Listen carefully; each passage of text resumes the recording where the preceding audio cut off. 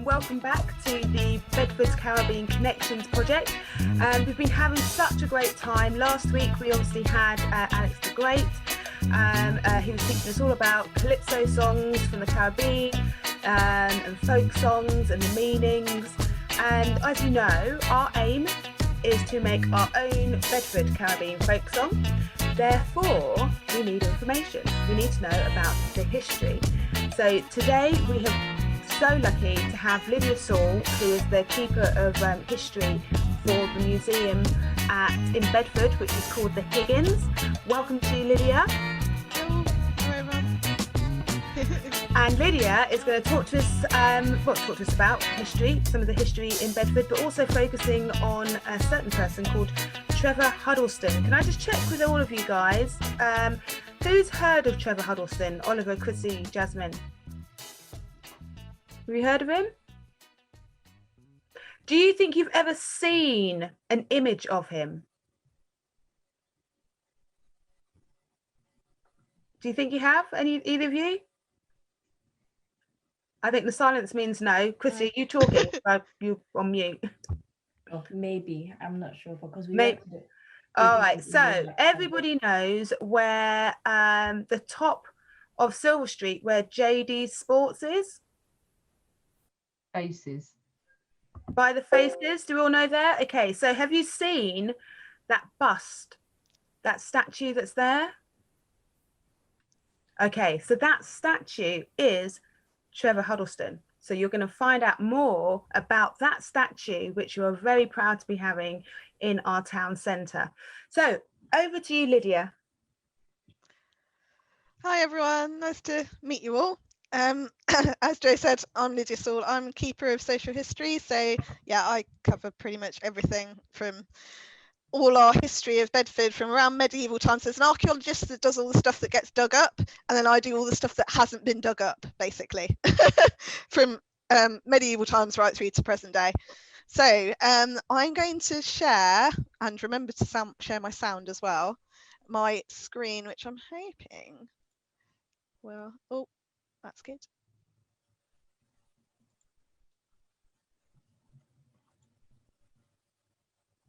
Ah. Right. Okay, so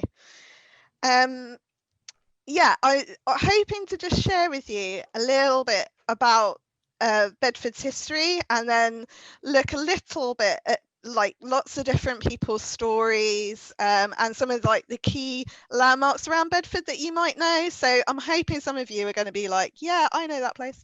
I would hope some of the, I mean, do you recognize this scene? It's the High Street.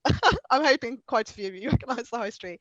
And so yeah, my job is like really eclectic one, because I get all of the wonderful stories across time, but actually our collections don't always fill all the gaps, so sometimes I have to go looking for stories. So I'd be quite interested to, if we get any time at the end, to know which places are important to you, and if you've got any really good stories about any bits of Bedford that I might not know about. So that's just something to bear in mind as you watch this presentation.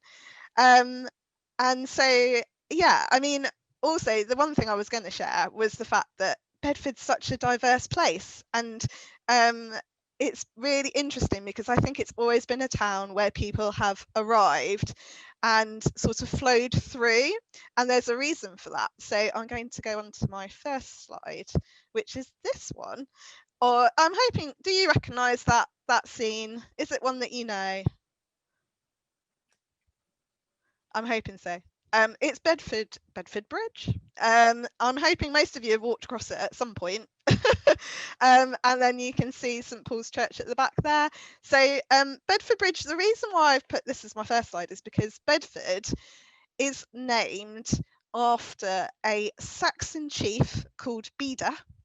And it was known as a ford because it was a river crossing, and so Bedford probably wouldn't be here was it not for the river and the fact you could cross the river at this particular point. It was probably slightly shallower here, and so Beda, a Saxon chief, decided he would form a settlement here in Anglo-Saxon times. So we're talking about sort of 600 AD, and they are looking at yeah, it was just a really good place for them to try and trade. For them, they've got water, and also, yeah, there was able to grow crops and things around. So it was quite a good place to settle.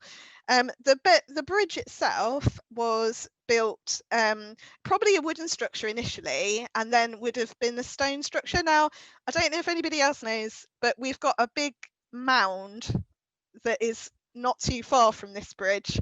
And it used to be where Bedford Castle stood. And actually, the first stone bridge was built with the rubble from the castle. Now, the castle itself was built in about 1100 by King Henry I, and then unfortunately was destroyed a few hundred years later, about 124 years later, by King Henry III, because he fell out with the person who was looking after the castle, Fulks Brute, and they had a big argument, and basically he threw lots of big stones at the castle walls and completely demolished the castle. So the rubble was used to build this bridge that's shown in this picture. And then eventually the bridge, they decided it was a bit narrow for all the carriages and things that were trying to get across. So they actually took this bridge down and rebuilt it. And the new bridge opened in 1813, so a little bit after this picture that was shows this picture. So the bridge that we know today, the one that we walk across, was actually widened quite a bit in 1939, so it's not quite as it was back in the Victorian period, but we'll get on to a little bit more about that later on. So the other thing that Bedford is famous for is being a market town. And so St Paul's Square is where our market is. I'm sure many of you have walked past when the market traders are yelling at you, oranges, lemons, bananas, usually at me. I don't know about you. Yeah, so this was actually sort of formally acknowledged by King Henry II in 1166, when a special charter was signed to say Bedford is a market town. So that was quite important as a date. And this just shows they actually sort of wanted to build some new buildings in the 1820s. So they did this lovely display of sort of buildings for a butter market and some of the produce, so that there was some buildings in the square that aren't there now, which is a bit of a shame.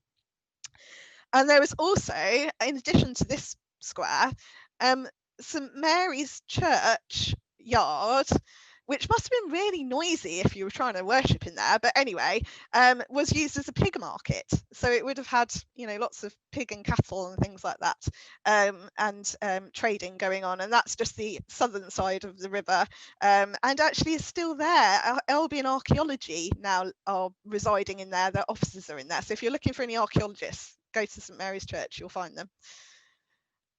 And so the other thing that actually comes with all of the market trading is the fact that there is a lot of agriculture, so lots of farming going on. Bedfordshire soil is really good for farming, so there's lots and lots of farms, and basically, where there are farms, they need places to come to sell all the goods and produce. So the market towns are the place where all of the trading happens. And in addition to that, there are other crafts and trades that get set up around the market towns. So some of these are known as cottage industries. So they're things that go on in the cottages in the rural communities that are really important to support the workers. So the agricultural workers have busy times of the year when they're ploughing the fields and they're planting and making sure bringing all the harvest in. But then in the winter it gets a little bit quiet, and it's difficult because they've got to make sure all the food lasts and things like that. So to keep a little bit of money coming in and to have some extra income coming in, they start making lots of different things. So the two main industries that run in Bedfordshire is rush working. So people go down to the river, and I don't know if you know the bulrushes, but the rushes, you cut the long grass, the big rushes, and then you can weave mats with them.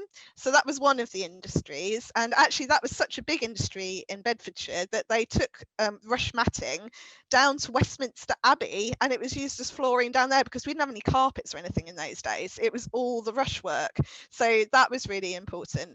And then the other one is the lace industry. So you can see here Mrs. Eliza Evans with a little girl who's assisting. I'm not sure how much she's assisting, but she's keeping her company at least. And she was a lace maker at Cardington. And actually lace was brought in by people coming into Bedfordshire. It wasn't actually originally established here. So, and people coming into the UK, it was actually people migrating into the UK. And often trying to flee from religious persecution. So there was some quite difficult things going on in sort of Flanders around Belgium, and the Spanish Inquisition meant that a lot of people were kind of fleeing for their lives, basically, because they were worried they were going to get killed for their religious beliefs. And so that was around sort of 1600s, and then into the 1700s. There is the Huguenots, who are a Protestant group over in France, and they also suffer religious persecution. The Catholics are trying to get rid of them. Basically, there's a massive killing of people. It's really quite awful. And those Huguenots try and flee out of France and come to UK. They come to Bedford because there's lots of agricultural labour needed. So they need to work. They need people to work in the fields. So there's a lot of migrants coming in, and those people bring their lace making skills with them. So the lace actually that starts to be made here is actually more like French lace that they're making over there, and they just bring their ideas and designs and stuff with them. So for about 400 years they make lace, and they're in 1700 it was such a popular thing to do. Over 100,000 people in the three counties of Bedfordshire, Northamptonshire and Buckinghamshire all were making lace. So, and the lace makers didn't really get paid very much. It was a small, tiny amount of money, but the dealers and the people selling it to wear on clothes were really made a lot of money from it. So I think Jack Sharp might have mentioned the lace makers to you. I'm hoping that rings some bells. And he was doing some lace tells and some things relating to lace, I'm wondering. But he was doing his folk songs. And actually one of the things the lace makers would do was sing a song or say a rhyme as they're making their lace. So I don't know if you like that gives you any inspiration for your ideas later on. Right, I've got too many things to cover, so I'm going to carry on. Oh, this is a beautiful piece of Bedfordshire lace. So Bedfordshire lace is an interesting thing. It actually doesn't become its own type of lace until the 1860s, which is quite late in the history of lace, really, and actually quite near to when it's beginning to die out. In the 1840s, Nottingham make machines that can make lace. So suddenly the handcrafting of the lace nearly goes completely out of action because it's no longer profitable, because they can make lace on those machines much cheaper than you can pay someone to hand make it. It's much quicker and cheaper to do it that way.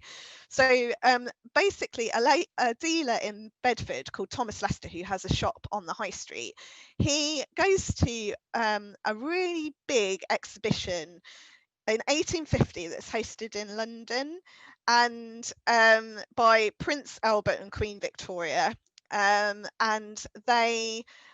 he sees there Maltese lace, and he takes his inspiration for Bedfordshire Maltese lace, as it becomes known, from the Maltese lace, but makes it in slightly different materials, and it's quite a bit finer than the Maltese lace.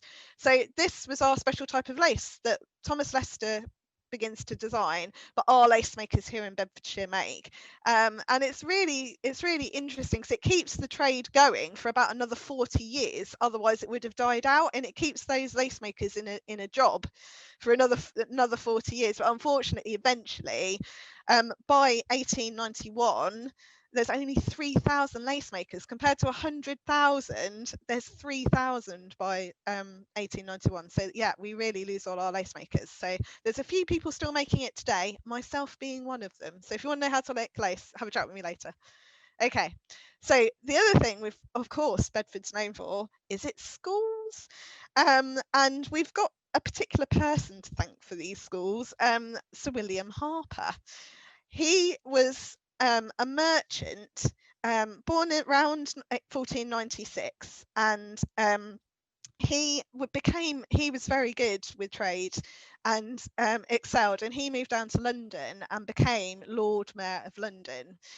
And he basically invested quite a lot of the money he'd made in land in London, which continued to make lots and lots and lots of money, and then basically gave that in trust to Bedford. So we benefit from the money made in London still here in Bedford today through the Harper Trust.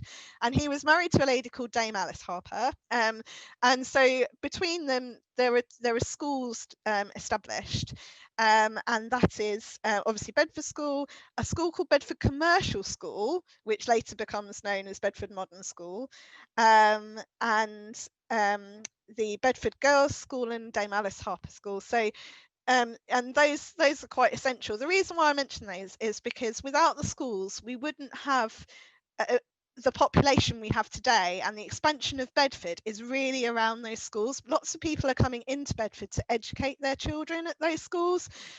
So it's really an important part of Bedford, and that still carries on today because of those, schools have got really good reputation. So we're very grateful to Sir William Harper for endowing those schools and that trust for us.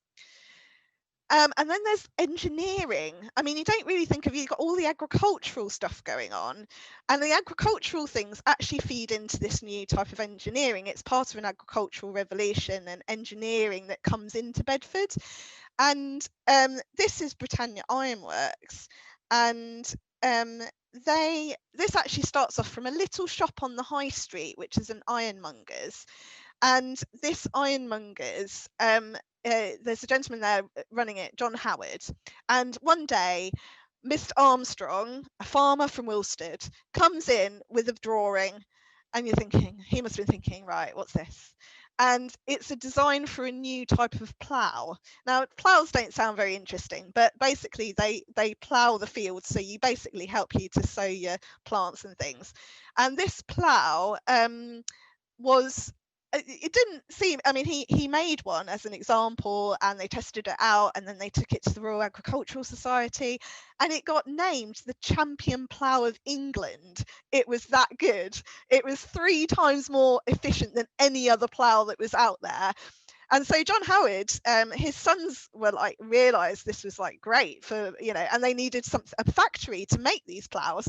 So they built a enormous iron foundry on Britannia Road, and you can still see the gatehouse on Britannia Road today. So if you go down Britannia Road, look out for the gatehouse. There's all housing there now, which is a bit sad, but actually there was a massive iron foundry, the biggest in Europe. It was that big, and they exported these ploughs all around Europe, all around the country, well, around the world, and there were people using them all around the world. And so James and Frederick Howard, John Howard's sons, made these. And 1871, there were 700 people employed there. That was how big it was.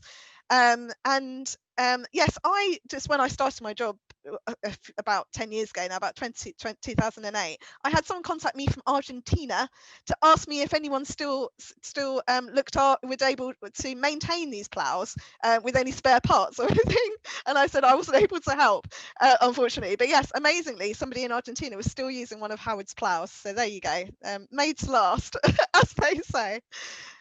So agriculture engineering was really important, and actually the skilled label then started to bring in more engineering firms. So, and WH Allen's, this might be quite interesting to you guys, because you guys, I think, are around maybe Queen's Park area. You know Queen's Park quite well, so you must know W.H. Allen's, I hope. Queen's Park is named after Queen's Engineering's works, and it was where the workers were originally, the houses there were built to house the workers. So this engineering works was quite unusual from the point of view that it was originally based in London, near where Waterloo Station is, and they were right next door to Waterloo Station, and that had opened in 1880, and then basically London and South Western Railway wanted to expand Waterloo Station, and so they said to W.H. Allen, well, we'll give you a lot of money, £40,000, which was a huge amount of money at that time in 1880. That was to leave the site in September 1893. So he goes out looking for a site, and someone has come up from his factory looking for somewhere for them to build a factory, and there's a big awning at the side of the railway that's come into Bedford, and it says all these acres are available to build on, and so W.H. Allen is great, Bedford's the place, so he comes and builds his factory here, and basically he's building like big pumps and power generators. I don't know, I'm not an engineer, so I'm not going to try and explain them too much, but I know that they help to create the electricity that power lighting and that type of thing. So the lights that are on the ships, so we've got a little picture of Titanic here, they provided the lighting for Titanic. I know that's not a great thing because obviously Titanic, sadly, I don't know if you guys know the story of Titanic. If you don't, look it up. Unfortunately it sank because of an iceberg. There's a big film about it, you know, go and watch the film. It'll be much more fun than listening to me talk about it. But yes, so Titanic, though, I mean, they built massive pumps for these big ships, and what is also really nice, this picture actually just on the top right of your screen is the King and Queen visiting during World War I, and during World War I they made lots and lots of the aeroplane engines, and they employed a huge number of women. So and not many people really know about it, but and they stopped producing aeroplane engines after the war because unfortunately one of their sons was killed in an aeroplane accident, and they decided that they didn't really want to carry on doing aeroplane engines, so they went back to their maritime things. But in 1918 there were 2,360 men employed, but there were also 1,034 women. So yeah, they were nearly half. So that was really a lot of women, considering very few before the war had worked in any factory. That was an amazing change, and all because they needed, a lot of men had gone to war to fight during the First World War, and they really needed more people working on the home front to develop the aircraft engines and different aspects of things that were needed for the war. So we've got too many things to cover. So the one I really want to talk about at the minute, because we've got a big project and a big exhibition coming up in a little while, which was hopefully be April next year, but we've got some good fun things going on. So I don't know if you guys know this landmark of these two massive, most people call them hangars, but we call them sheds, and there is a reason why we call them sheds, even though they are enormous to be called. I mean, you think your garden shed. I mean, you know, these are not really shed-like, really, in that way. But yes, we call them Cardington sheds, and they are really significant because Bedford was the centre of what was a kind of a drive to build an airship. And an airship industry, and during the First World War there was the Germans, and they had actually started building airships that fly in the air, and called Zeppelins, and they were bombing the UK, and they were like not really very happy about it, because we were like thinking, well, we've got to work out how to build these things so we can bomb Germany back again. So they started trying to build airships. So the Short brothers came up from Kent and started building airships, and they were quite successful, but sadly they didn't quite finish an airship before the end of the First World War. So I think it was 2 weeks before the end of the First World War they finished their first airship, so it didn't really quite work out in the end. But in the 1920s they go on to build much bigger airships, and so there is a lovely heritage. So it gets nationalised, and the government decides they're doing a big airship building scheme. And so we've just had the 90th anniversary for the flights of the R101, which is this airship in this picture.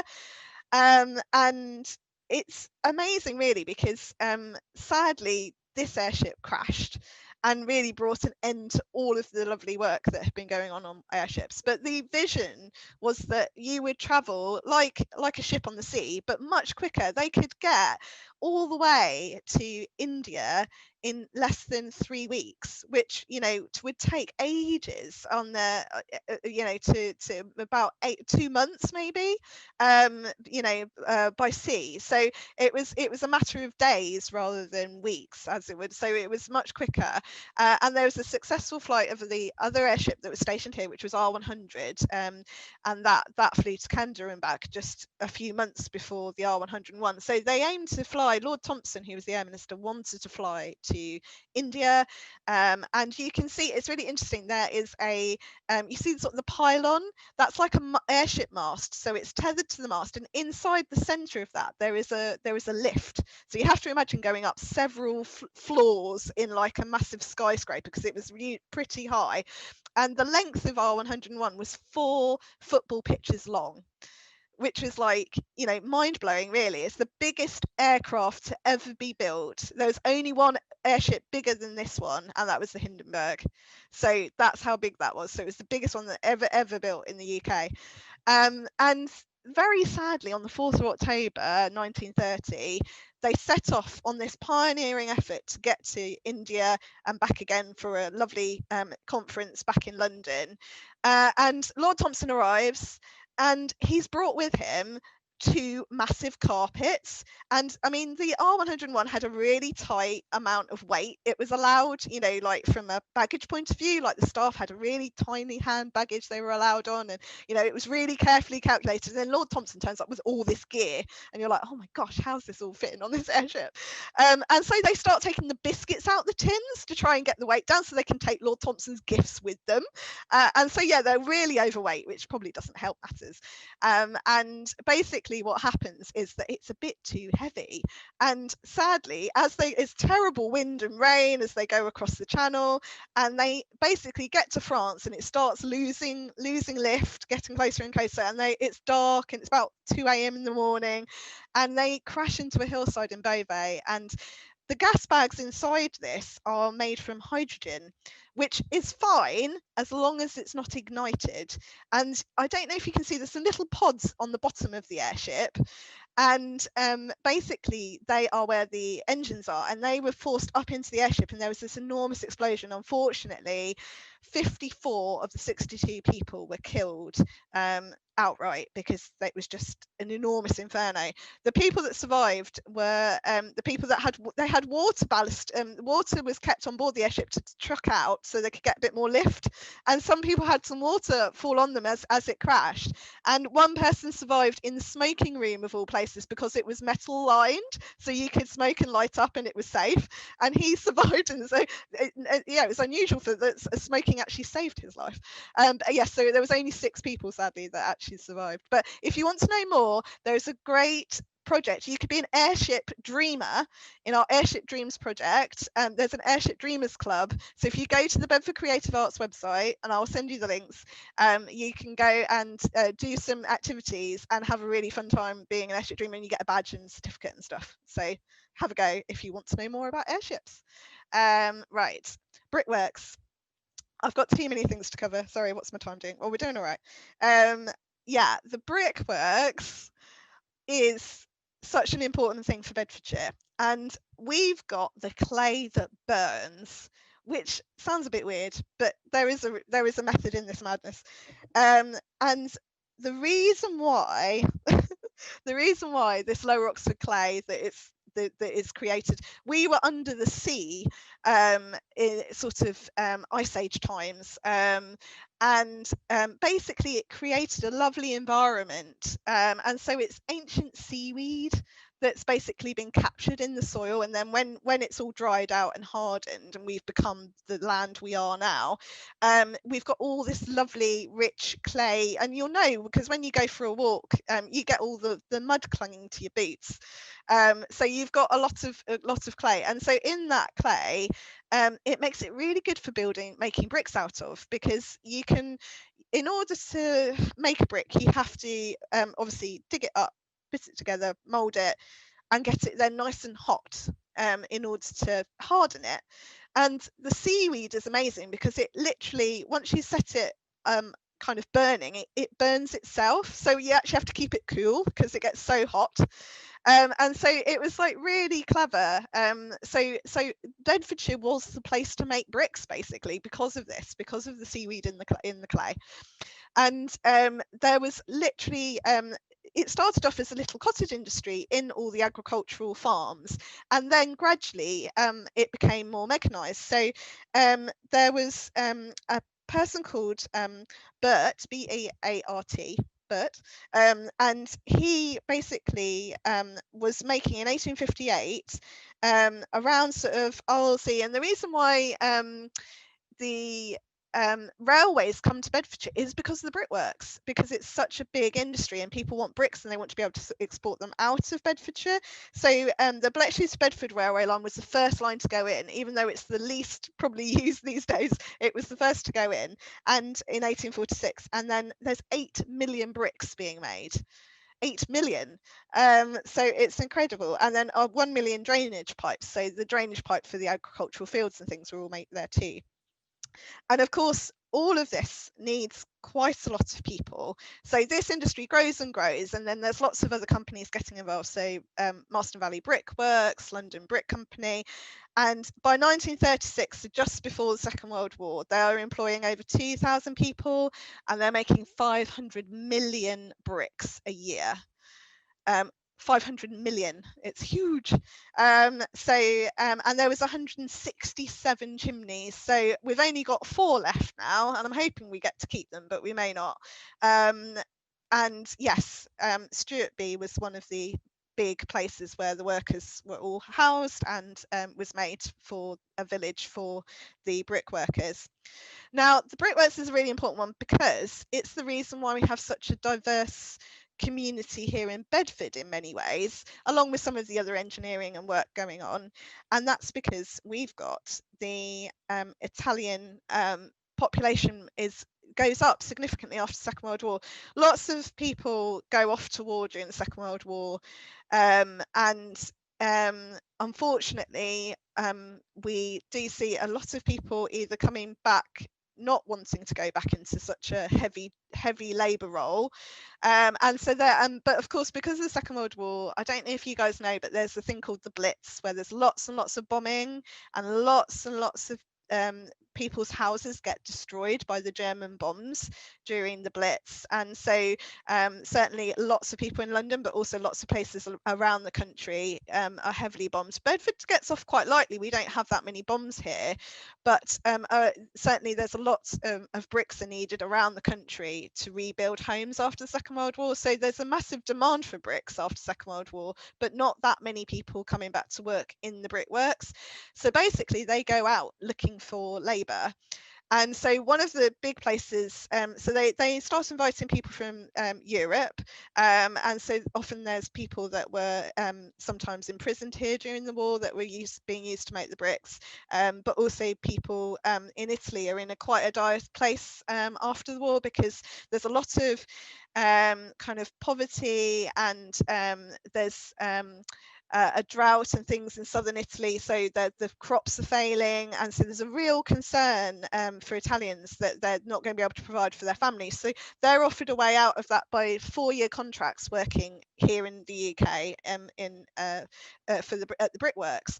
And actually they open it out much further than that, but it's about 7,500 Italians come initially, and then that, you know, eventually obviously many of the women start to come, and they tend to be work at our big Meltis, our big sweet factory. I'm sorry, I haven't really included a picture of that. I apologise, but maybe another time. Yeah, there's lots of people working at Meltis, and also a place called Texas Instruments, which makes microchips and things like that for computers. But this is actually quite significant also for the Caribbean population. So basically in 1967, we've got 106 people from Pakistan working there, 154 people from India, 46 people from the Caribbean. So there's a few people starting to come in 1967 from there. But I mean, overall, and then in 1969 there's over 2,000 people from the Caribbean living and working in Bedford. So there's quite an exponential growth of people coming into Bedford to find work, whether that's at the brickworks or at one of the other places that we've already mentioned. So I was going to talk a little bit about some of the key kind of founders of the community here in Bedford. So we've got people like Henry Allen, who was born in 1927 in St Vincent, and then he was actually brought up in Trinidad, which is interesting, and then came to England in 1959, and he came to work at Britannia Ironworks. So it kind of all starts to fit together. So he's working at the iron foundry for a while, and that again, they're looking for workers following the Second World War, where they've not got as many people returning to those jobs. He also then later worked at Bromham Hospital and at WH Allen. So he's worked at Britannia Ironworks and WH Allen as well as the hospital for a while. And actually he becomes a member at St Paul's Church, so the church that was shown in the very first slide, and the big one in town that most people know. He was a tenor in the choir. He was probably like their first black member of the choir, and apparently he was just he had a really generous heart. Whenever anyone else arrived, he found it quite difficult, I think, but he'd managed to get through. And then whenever anyone else arrived, oh, go and see Henry Allen, he'll help you out. So he was really one of those sort of people that would really give you a leg up if you needed somewhere, if you didn't know where to turn. Henry was your guy. And he was one of the founder members of the West Indian Social and Cultural Club, which was a gathering place for people in the local community, set up around 1969. And yeah, it was great. And he actually ran the commercial tavern, so you can see him here pulling a pint. And I haven't mentioned beer, but beer was another massive industry in Bedford, so we'll have to go and follow that another day. But and actually the Higgins was a brewery, so I really should have included the picture of the Higgins, so I apologize for that. But yeah, I mean, Henry though was great, and he actually did a lot of charitable work at St Etheldreda's Children Home in Bedford. He also was the chairman for the Bedford Race Equality Council for a time. So yeah, he did a lot of good for a lot of people in the community. And yeah, I think there was over 200 people at his funeral at St Paul's when he passed away. So yeah, he was such a big personality. And then we've got next to him, and these guys almost certainly knew each other, I'm sure, because we've got Keith King, who came over in 1955 by ship from Jamaica, and then his wife joined him a couple of years later. She flew over, so some people were coming by ship, or a lot of early people came by ship, and this was after the Second World War, so a lot of people coming to the UK looking for work, invited to work at the brickworks or in other industries, and hoping to, you know, make a good life for themselves and their children. And it was their mother country. They saw it as part of this big Commonwealth of countries. So from their point of view, it was a part of the homeland. It wasn't seen as that different. So they felt that they should come. And so they were part of this Windrush generation. The Windrush was a ship that came over from Jamaica and stopped off at some of the other Caribbean islands as well, and brought a great number of people. And I think there was some concern about it docking because there were so many new people coming to look for work, but they were allowed to dock. And actually, you know, these were people that were been invited to work, so they were coming to, you know, find work, find lives for their families. So it was quite important time. It's quite a different time for people as they started to come to the UK post Second World War in the 50s, late 40s, early 50s. And so we've got a couple of people here who are also from the, because I wanted to make sure we include the women. And I know when we were looking at our Celebrating Women in Bedfordshire, actually, it was lovely to have a whole variety of people from different parts of the community. And so on the left, we've got Pearl Thompson, who was born in 1917 in Jamaica, and she actually trained as a teacher in Jamaica, and she was already an established teacher while she was there, and then left Jamaica in 1954 to go to New York and became a dietitian. But then her husband, Donald, decided he would come to England and to Bedford, and he joined his cousin, Reggie Beckford, who, as some people may know, George Beckford, who's a mechanic locally. We interviewed him for our Windrush Generation exhibition. He was lovely. And so Pearl comes to join Donald in 1956, and she has to retrain as a teacher, even though she's already trained in Jamaica. And so she does her teacher training twice, which is pretty impressive, really. And so she regains her teaching qualification in 1961. So I think it just shows the struggle that some people had to get new qualifications and train so that they could be accepted and be able to do their jobs. And she taught at 3 schools, and this is kind of relevant to you guys because she taught at Kingsbrook Junior, Queen's Park Junior and Westfield School. So certainly, and she was one of the founding members of the Miracle Church of God, which was quite an important, because it was the first church for the community that was founded, and she knew Pastor Vaughan there, and actually was there just slightly ahead of him. And so she enriched all those lives of all the children that she taught, which was like, you know, just really amazing. And so she, yeah, deserves to be remembered for all the good work she did within the community and as a teacher. And we've got Vita Hudson-Ray, who was a nurse born in Jamaica, and she came to Britain to join her parents in November 1959, and she trained as a nurse at Middlesex Hospital in Ashford in Middlesex, and then trained in midwifery in Surrey in 1967, and you know, became to Bedford as a midwife for sort of the Bedford Health Authority. And yeah, so many people, the NHS was founded in 1948, and actually they really needed nurses. They really needed extra staff when they founded the NHS, and so a lot of people were invited to come and to train as nurses, and whether that was fly over or take up the formal training as a nurse. So it was you know, a really important role, and lots of people obviously were brought into the world through the midwives that were trained, and you know, they were really, really wonderful, you know, sort of important support, and actually continues to this day. And I know you're talking to the retired Caribbean nurses soon, so I guess you'll get lots more information about this next week, hopefully. And so but Vita was special because she started to, once she had so much experience, she went into being a manager and managing lots of different people. She was then, after she retired, she became a magistrate, and then most recently was chair for the Refugee and Asylum Seekers Service. So she really gave back to the community, and I think see that a lot, you know, supporting within the community, but also giving a huge amount to Bedford. And so it's really nice to recognise these stories, and these are only stories that have only recently really been coming into the museum, and that's why I'd like to, yeah, if there's anybody you're talking to that, you know, grandparents or anyone, record them. We want to hear these stories. We want to know what they've been up to. So they're really special people. If you want to know more about this, go to the Higgins website, or this is actually on Padlet. So there's the exhibition that we did on Windrush Generation is all online. I will send you the links, and then you can look at it to your heart's content. Right.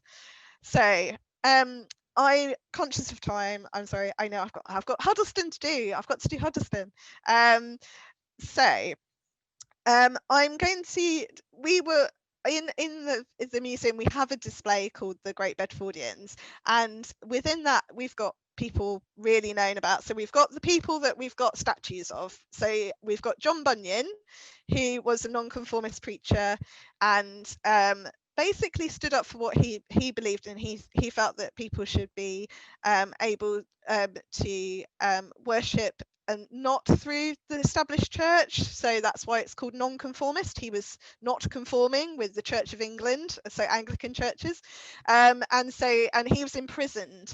And while during his time in prison, he wrote the Pilgrim's Progress, which you can go and have a look at, and is the most translated book, second only to the Bible. So it was a really big bestseller and still sells really well today. So if you get a chance to read it, it's quite interesting. We've got John Howard, who was a big prison reformer, and his statue is in St Paul's Church in Square, where the market is, and he did a lot for prison reform. There is still the Howard Reform League going today. And then we've got at the bottom, we've got Joseph Clough. I just want to mention Joseph Clough because he's quite a big personality, and then I'm going to go on to Huddleston, I promise. He was the London's first black bus driver, and actually was born in Kingston in Jamaica in 1807, and was working for a Scottish doctor called Dr. White, and comes to England with him. And he is quite amazing, really, because he starts off kind of looking after horses and carriages, and then moves on to driving motor cars and is his chauffeur, and then he goes in, sort of continues working for the doctor, and then starts driving buses. So in 1910 he joins the London General Omnibus Company. So he's one of the first black bus drivers, which is just incredible. And actually that is really important because during World War I he goes on to start driving ambulances. So actually Joe comes to Bedford before the First World War, so he is much earlier than the Windrush generation. And I just want to say there are people from the black community in Bedford much earlier. So we've got people, Robert, who is listed as being here in July 1661.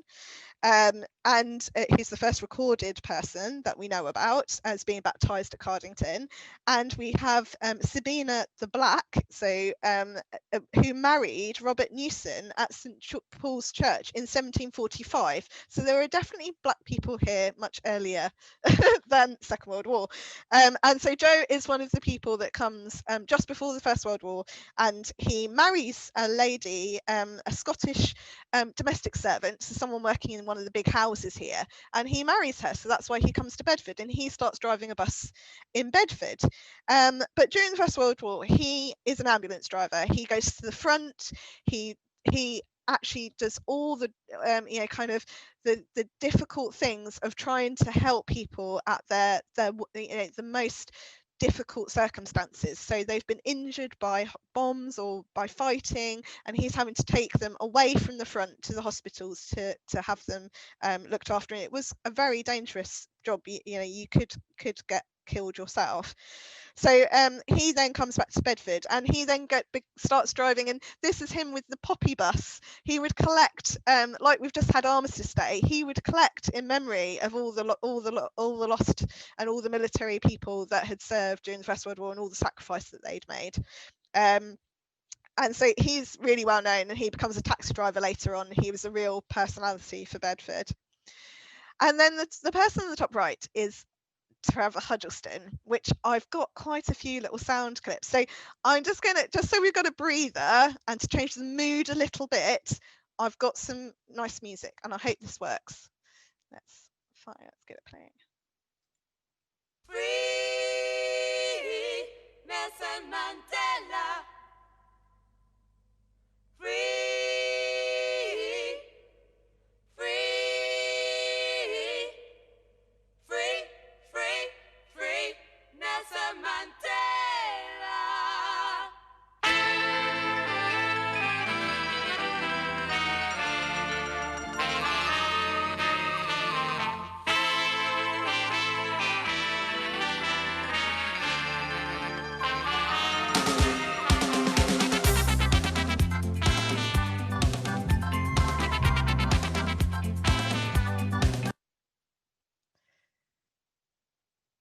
Okay, sorry to interrupt. I feel like we've not got enough time to enjoy all of that. So, but yes, I'll send the music track over. Yes, this gentleman is Trevor Hiddleston, Father Trevor Hiddleston, and he is quite an unusual character, really. He was born in 1913, so it was 100 years when I first did a little bit about him. I did a talk all about him, so some of these clips are from that. But he'd been interviewed, and so I've got some clips of him talking, which will be quite fun. He was the son of an Indian army officer, so his father was born in India and his mother was Anglo-Argentinian. So he's kind of interesting background.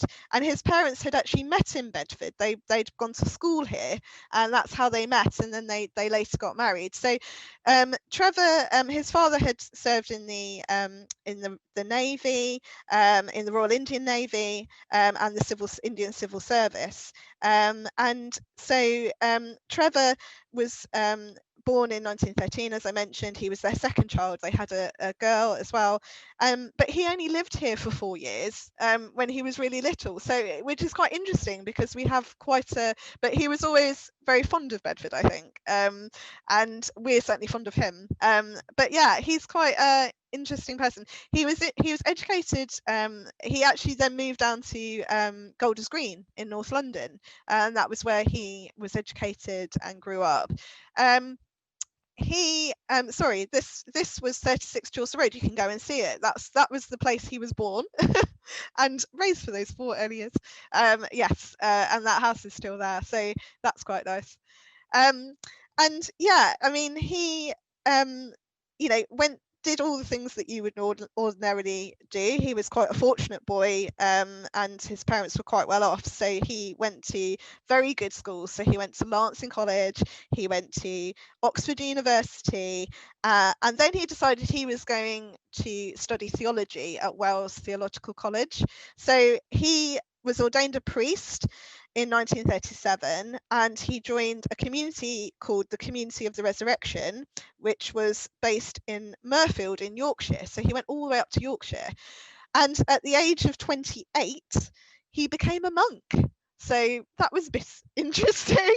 But yeah, he dedicated his life to serving God and others. So, he was a very religious man, but somebody that always put the community at the heart of what he was doing. So, and 2 years later, he was then sent in 1943 to Sophiatown in Johannesburg. So you can see a picture of him here. And he was a parish priest there, serving the community for 13 years. So he goes over to South Africa, a completely new and different land to him, and really takes them to his heart. And you can see how much good he did. He was made superintendent of St Peter's School in 1949, and that became known as the Black Eton of South Africa. So it was clearly thought of as a really good school. And he set up homeless shelters, he set up schooling, feeding programs, and he even got them organised an Olympic-sized swimming pool, because everyone needs an Olympic-sized swimming pool. And interestingly, he met at this time Desmond Tutu, as he was known then, but later became Archbishop Desmond Tutu. And actually, here is Archbishop Desmond Tutu talking about the meeting, which is quite good fun.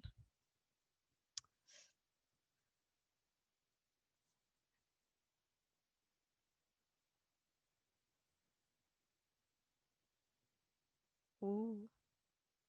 It's not playing, is it? I wonder why that's stopped playing. I've lost my sound clips, so I don't know why. That's annoying.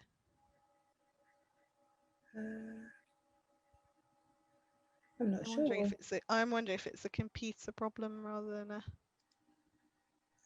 Did you come out? Oh, there you go. I remember when I was about 9, when my mother was working as a domestic worker at a institute for black blind people, and recalled, I didn't know him then, but I recalled this white priest in a long flowing cassock doffing his hat to my mother. And I mean, that struck me.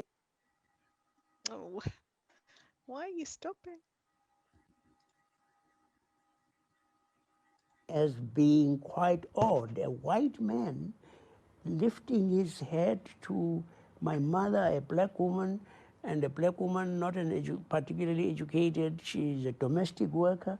But even more incredibly was the fact that I went into hospital and I had TB, and I was in hospital for 20 months. And almost all of that time, Trevor Hiddleston visited me regularly. And you don't know just what it did for one's self-esteem. Here is an important white man coming to visit me, and a township urchin. And yeah, I mean, his influence on me and on others. So you get a real sense from that about the respect that Trevor Hiddleston showed to the community there. I mean, he was doffing his hat as at Archbishop Desmond Tutu's mum, who he thought, this doesn't happen. This is very strange. And then he regularly visits Desmond Tutu when he's suffering from TB in hospital. So he's a really sort of generous, warm person, and makes all the difference to the community there. And as I say, he starts to realise that there is very serious things going on in South Africa. So there is a thing called apartheid in South Africa, which I'm not sure that you will necessarily know about, but it was a regime that was very oppressive by a white government on the black people of South Africa, and they were doing all kinds of things that were basically meaning that the black South Africans didn't have a very good life. They suffered a lot of poverty, and then even when they had good community things like this, they were gradually being torn apart and taken apart, and that was predominantly from one particular Prime Minister, P.W. Botha, who was brought in a lot of legislation and brought in apartheid that was very damaging to the people of South Africa. And so this was a time that Trevor Hiddleston was there, and his big campaign was to work with people like Nelson Mandela, who I hope you've heard of. So this is a picture of Nelson Mandela when he was young, which I think is quite interesting. I'm hoping this clip will play for me and not keep stalling, but fingers crossed.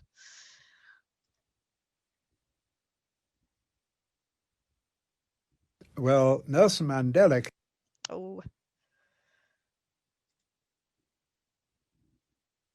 I don't know why it's doing it. It wasn't doing it earlier. Came into my life directly when the government decided that all black spots, as they call them, that is to say, areas occupied by blacks too close to the white areas, must be removed. And my parish was the first. So Nelson came to join in the protest against what was known as the Western Areas Removal Scheme. And of course, I never had the chance to follow up a deep friendship with Nelson because he was restricted and banned.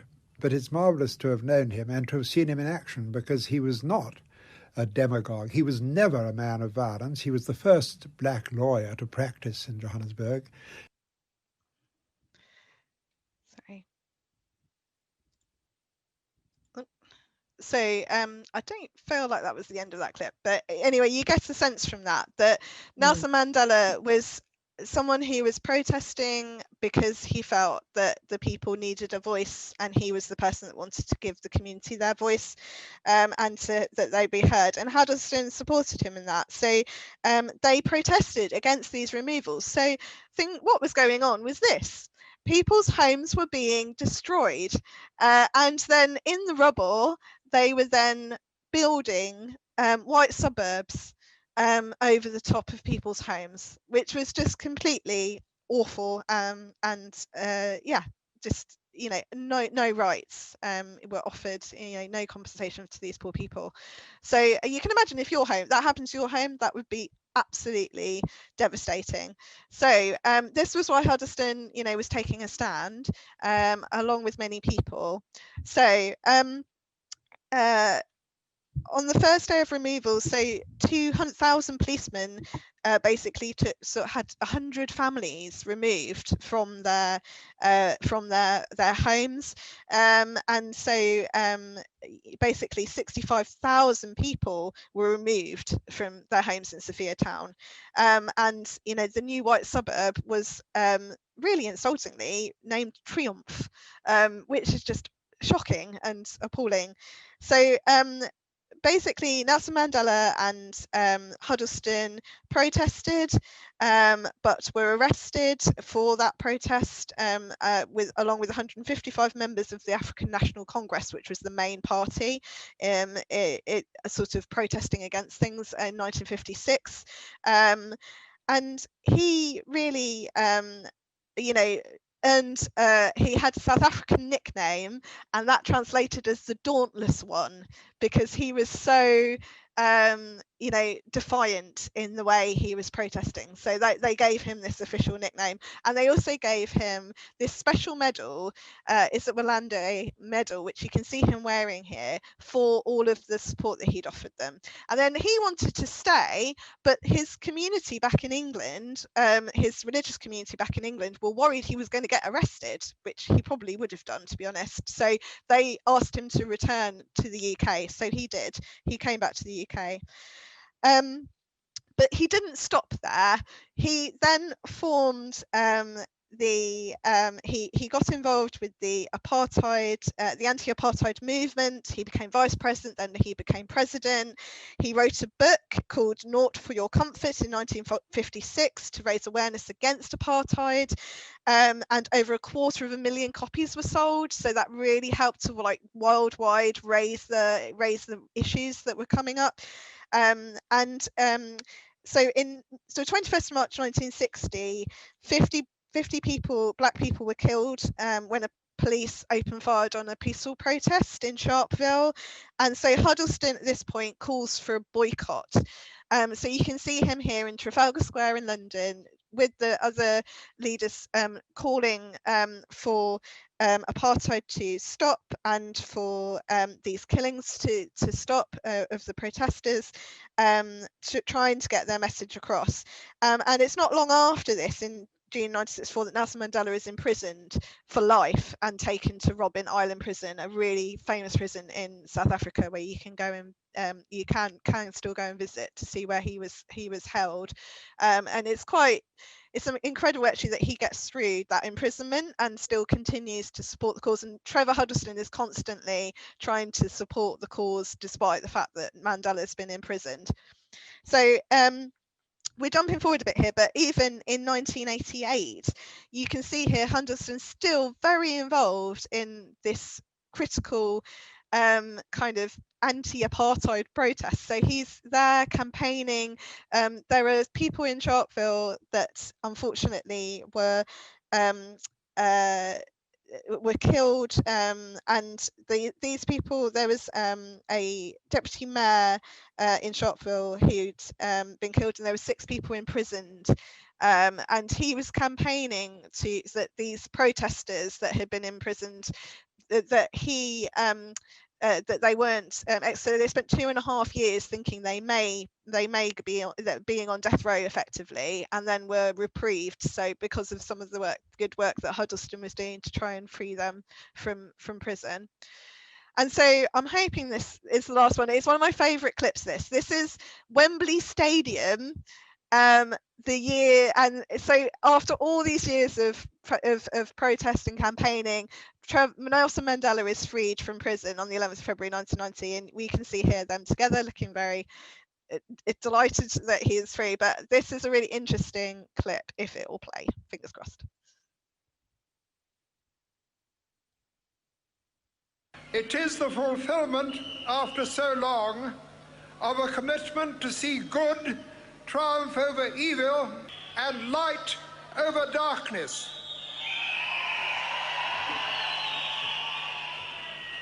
Behind me, you see unfurled the colors of the African National Congress, black, green, and gold.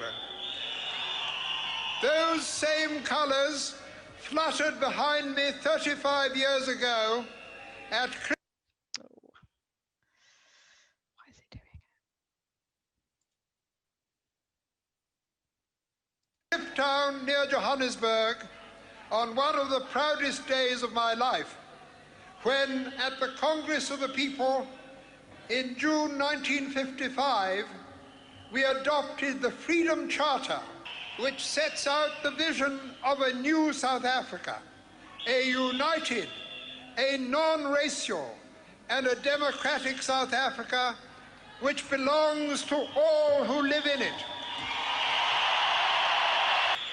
For having this vision of a new South Africa, Nelson Mandela and 155 other leaders were charged with treason in 1956. For seeking to make this vision a reality, Nelson Mandela served 27 years in the dungeons of apartheid.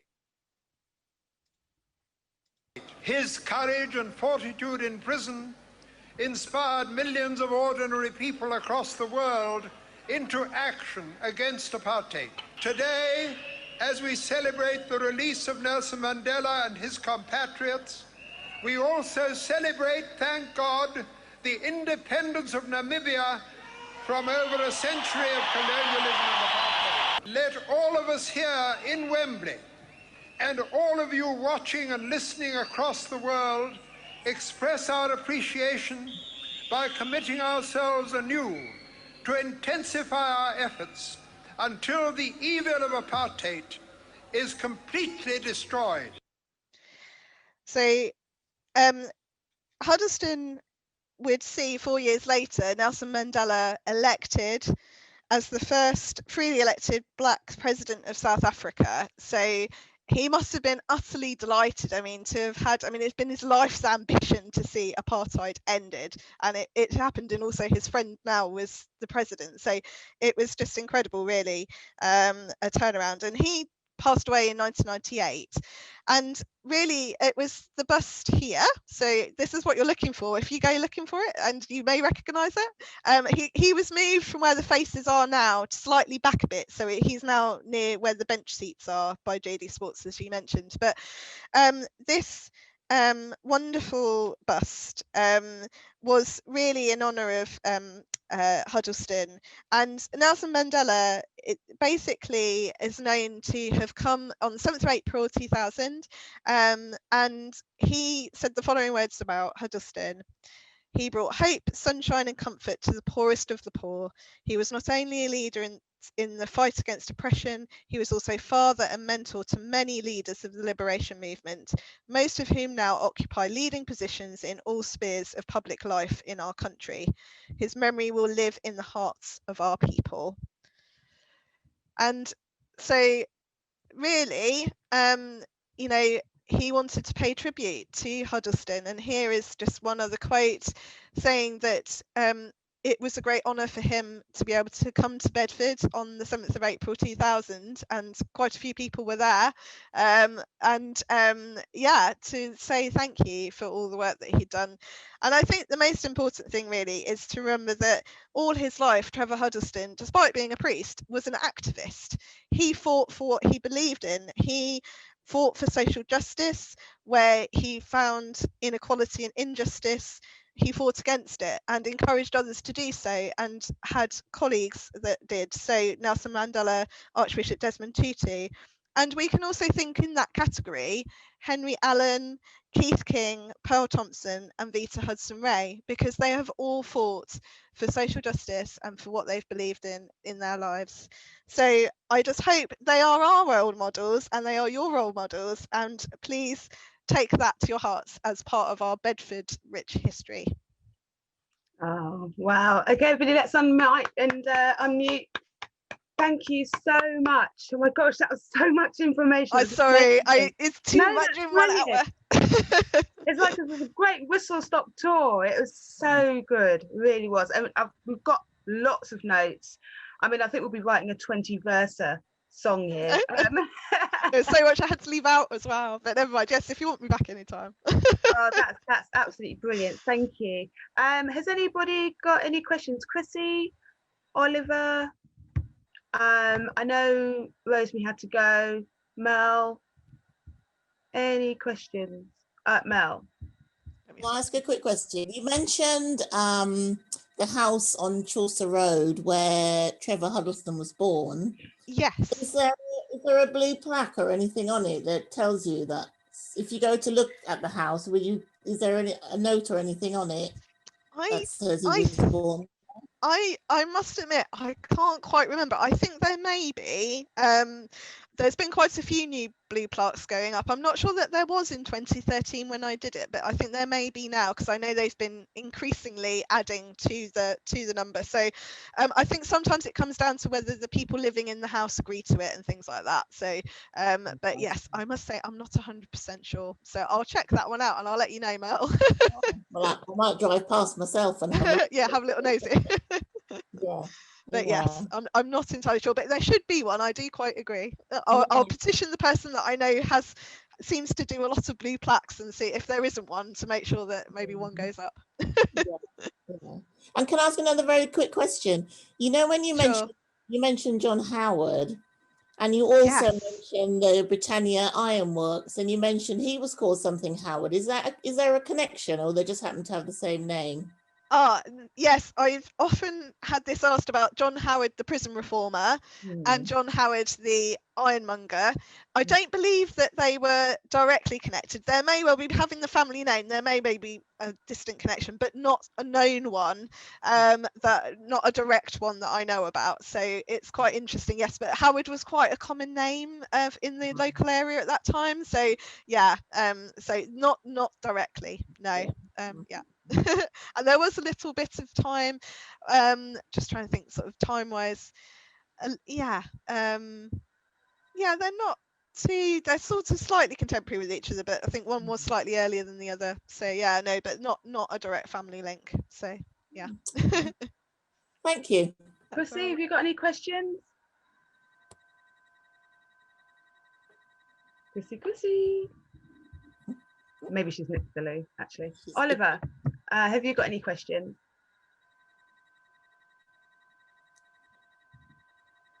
There you are. Found you. Have you taken lots of notes? Oh, you're on mute. I was going to say, frozen. Oh, he's got his mum there. He's talking to his mum. Right, have you got any questions, or is that it? So, my question is, so like, I forgot. Oh, no, that's all right. Have you got lots of notes? Yeah, I've got a bit. Okay, that's all right. We've got lots of notes as well, so that's brilliant. Who was your favourite person that I talked about? Oh, you're on mute, Oliver. Nelson Mandela, because I like how he protested, about like freedom and change, but then he went to prison and then he like got to like talk with the forgot the other guy's name from Bedford. Trevor Hiddleston. Yeah, no, it was good though. Yeah, they did a lot, didn't they? And it's great that Nelson Mandela was president. It was great. And I was there when he came to Bedford.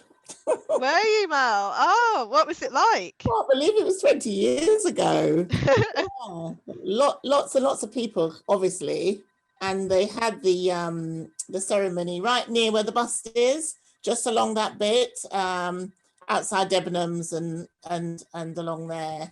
And it was just, it was kind of unbelievable because, you know, Nelson Mandela, who'd been in prison for all these years, and then who was in Bedford. But yeah, it was very, very very crowded, lots of people, and obviously lots of police around. Yeah, it was quite something. What was it like to hear him speak? Could you hear him? Could you see him where you were in the crowd? Yeah, I was standing near where JD was. I was quite close because we got there quite early because my husband wanted to take some photographs, as you might imagine. In fact, he's got some lovely photos. Oh, lovely. So we heard him speaking quite clearly. So it's almost like you can't believe it's happening because, you know, he's obviously from South Africa, a long way away.